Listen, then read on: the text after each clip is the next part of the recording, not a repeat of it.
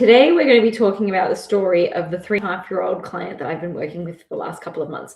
If you have questions, drop them in the comments and I'll answer them in real time. If you're watching the live stream after it's been live, you can still leave comments. If you're watching on YouTube, please, and you want to get in touch with me, you can send me a DM on either Instagram or on Facebook or on TikTok.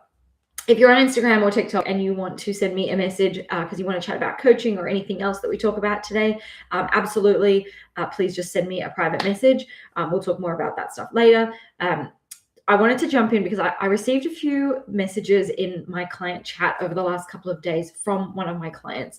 And thank you so much for sharing the live. So this client, we started working together a few months ago, and this child is 3.5.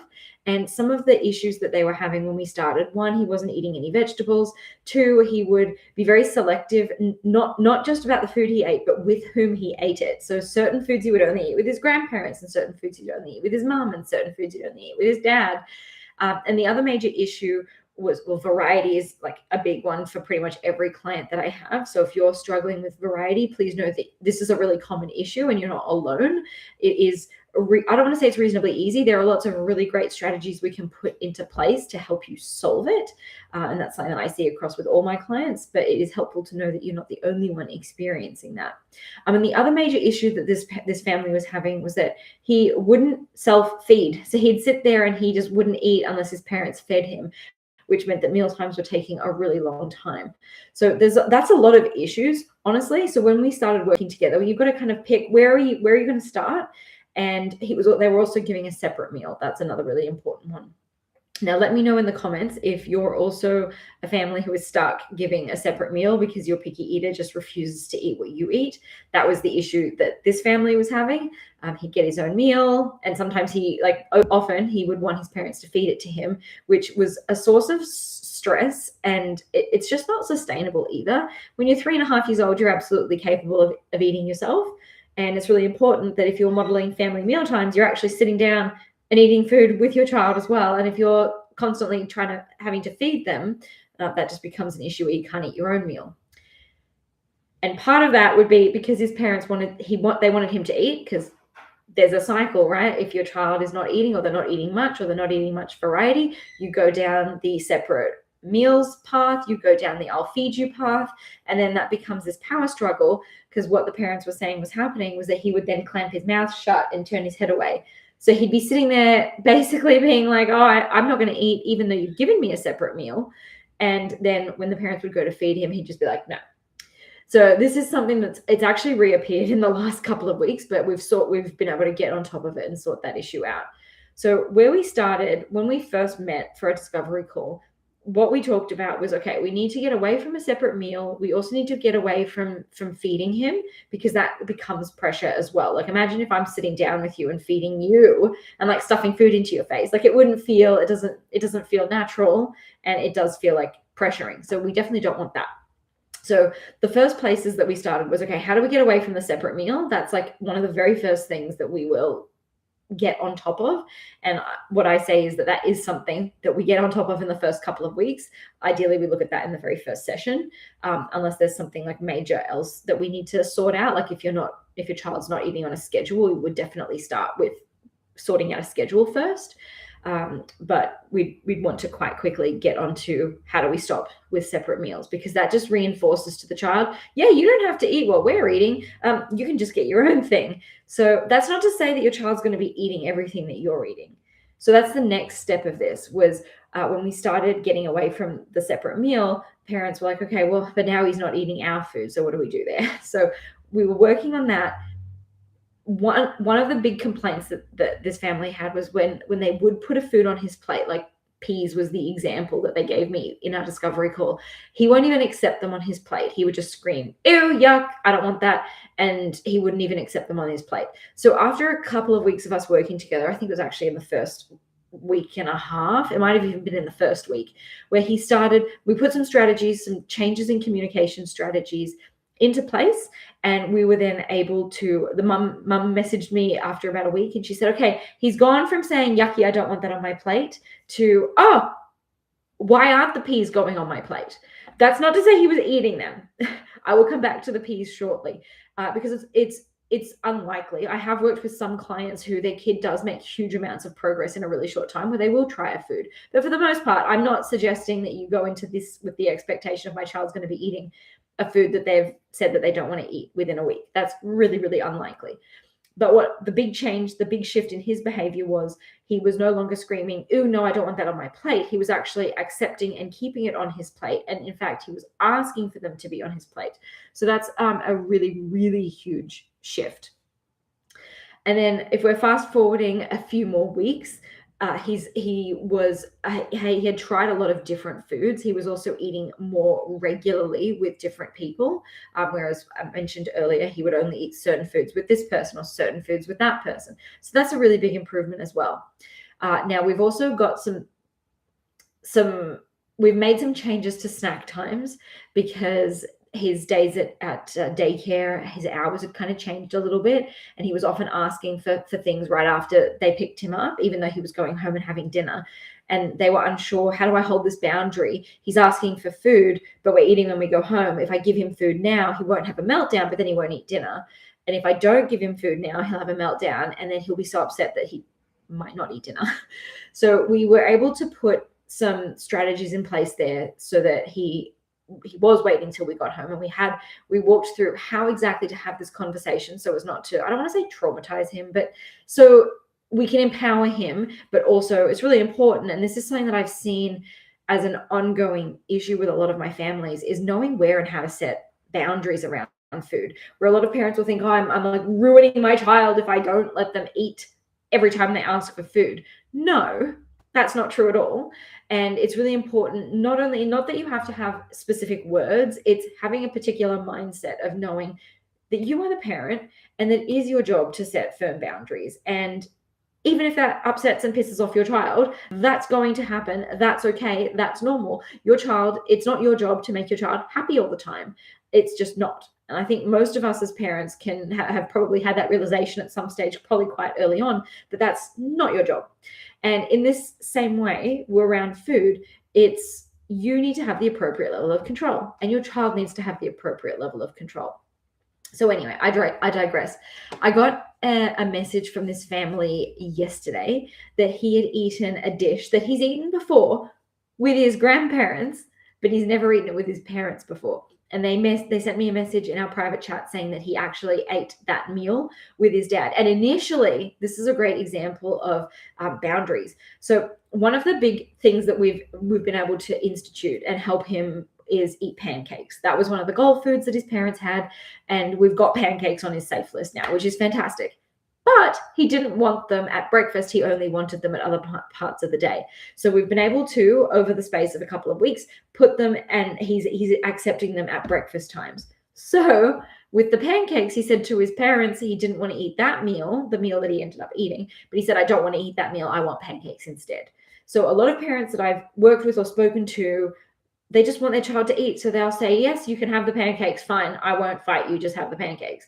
But that's going to cause the problems to continue to spiral, that every time they're offered a meal that they don't want, they'll just ask for something else. So this family, they stood really firm, and they said, like they walked me through exactly what they said and how they handled it. And he ended up coming and eating dinner, the dinner that he normally would not eat with his parents. He only ate it with the grandparents, but he actually successfully ate that dinner, which is a huge win. It's a huge flexibility win. And it's just a win in general, because we know he can eat this food, but he's just always refused it with his parents. So that's huge. And then I went into the chat today, and they had sent me a message saying that he had bitten into a pea for the first time. Peas, and you might have mentioned, when I mentioned this earlier, that's one of the goal foods. That's a food that they have quite often. And he initially, when we started working together, would not accept it on his plate at all. And now he has since started accepting it on his plate. He's licked it, he's touched it, he's played with them, he's done lots of things, but he has never actually bitten one.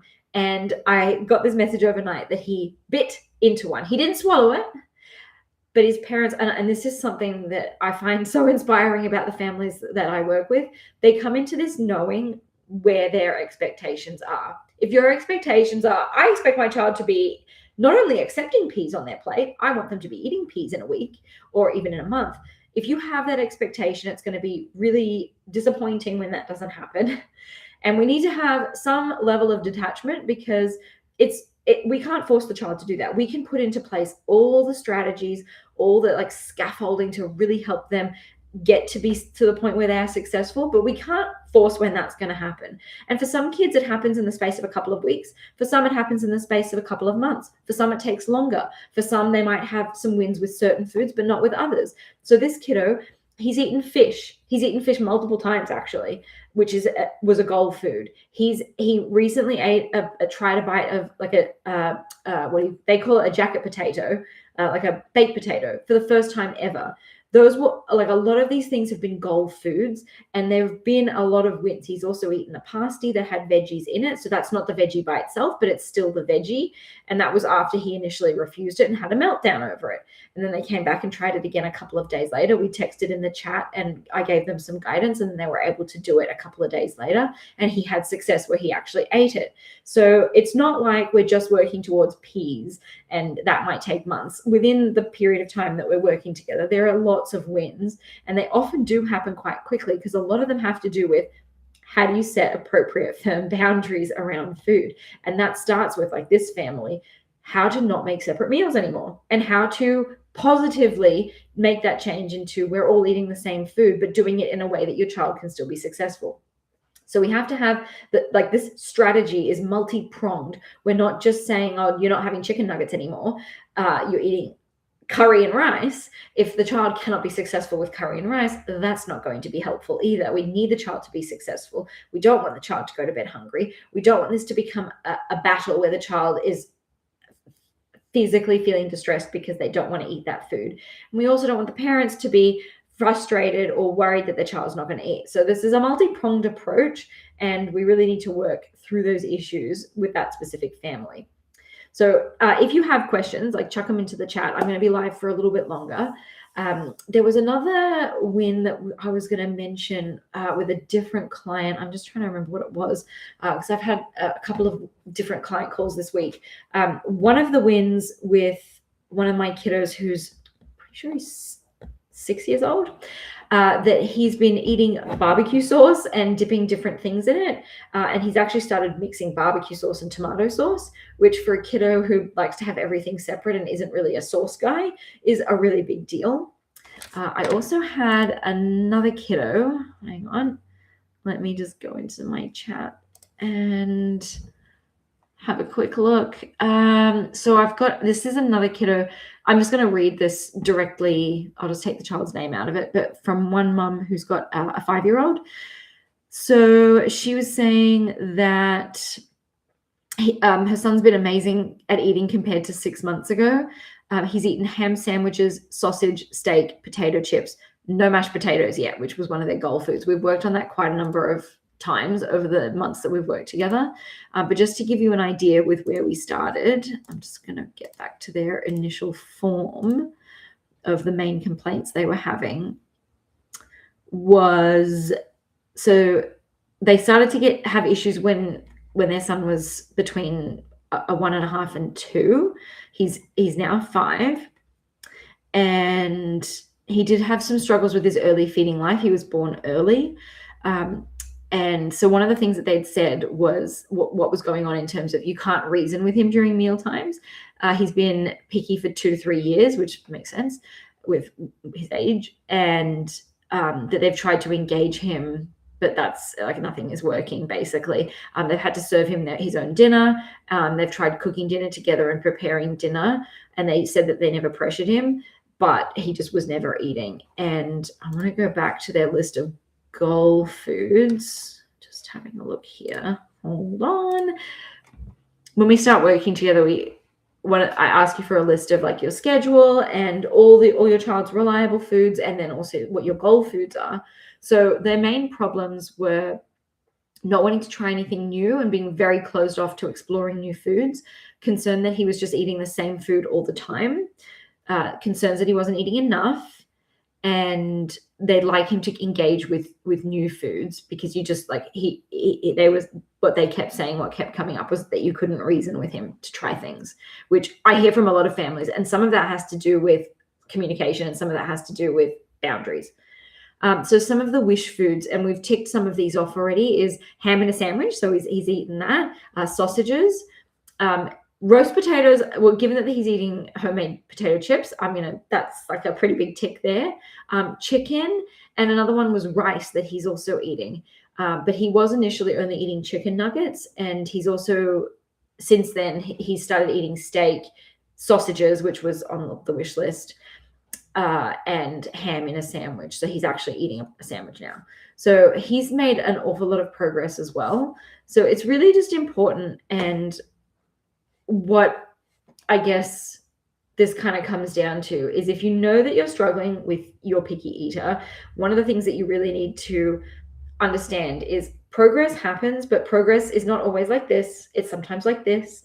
And progress does happen generally quite quickly, because often what we really need to change here is, how do we talk to our child? How do we set boundaries?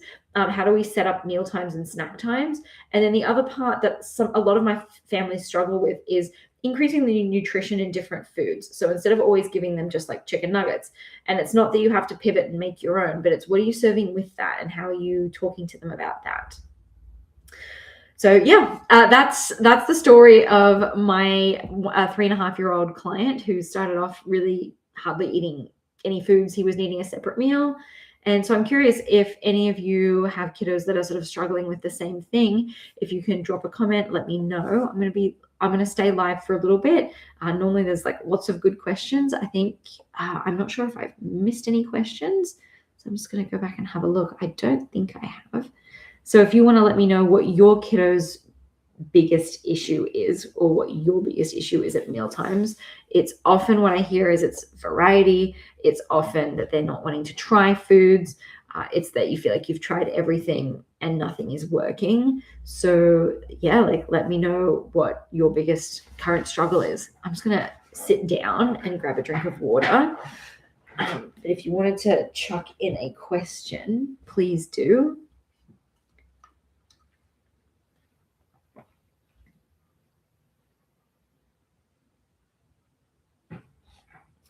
Hi, Cody. My 5-year-old daughter has ASD. Picky eating is terrible, causing terrible bowel issues. NPT says, my kiddo won't eat her lunch at school. I pack foods. She always eats otherwise, and she doesn't eat them at school. Do you think there's sensory versions with ASD, Gracie? Okay. All right. These are some great questions, some great jumping off points here. So Cody, with your daughter who has ASD, I do work with a lot of kids that have ASD. I think it was when I first started the live on TikTok. It might not have been where I was everywhere else. That I've got a kiddo at the moment. She is 5, and she's got ASD. And initially, she also had a very, very restricted list of foods. She also wasn't eating at school, which was an issue. So I'll come back to the lunch at school, because that's kind of a separate issue. What I will say is that a lot of my parents that I'm working with at the moment, their kids do have either ASD or ADHD, or a combination of both. And sometimes progress with kids that have other complications, some of them make really good progress really quickly, and other times it's a little bit slower. It's really just different for every child. And it also depends how what severity of the issues are. Are we mainly working on willingness to try other foods? Or are we mainly working on helping the child come to the table? So with this child, one of my clients, we were working on variety, because variety was a real problem. We were working on eating at school, because she really wasn't eating at school. And we were working on eating, vegetables was a big one as well. She really wasn't accepting a lot of vegetables. So tell me, Cody, my question was going to be to you, what are you working with anybody to help you with this? And I'm guessing the bowel issues, that's right. I was going to come back to the bowel issues.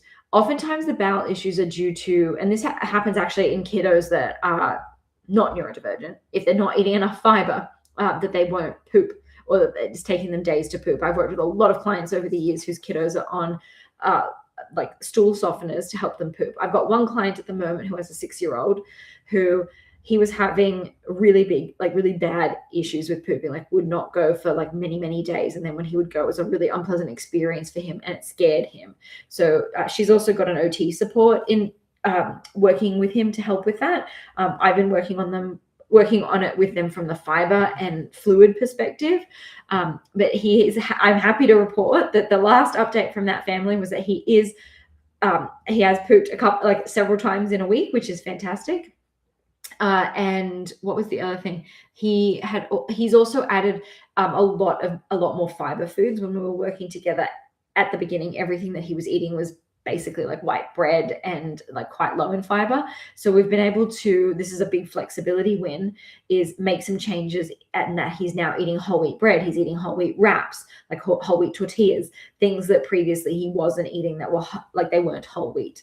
So he's added a lot more fiber, and now his bowels are catching up, which is really great. So he's had a lot of flexibility wins. Hang on, I'm just catching up with your questions. My ASD son will eat chia pudding and sausages, but won't touch food and will only eat if we feed him. Okay, I'm not sure if you were here earlier. The 3.5-year-old that I was doing the case study for was having a similar issue where he would only eat if his parents fed him. So Gracie, how old is your son? Because that could play a role here. If your son's really young, feeding maybe like support with feeding may be helpful.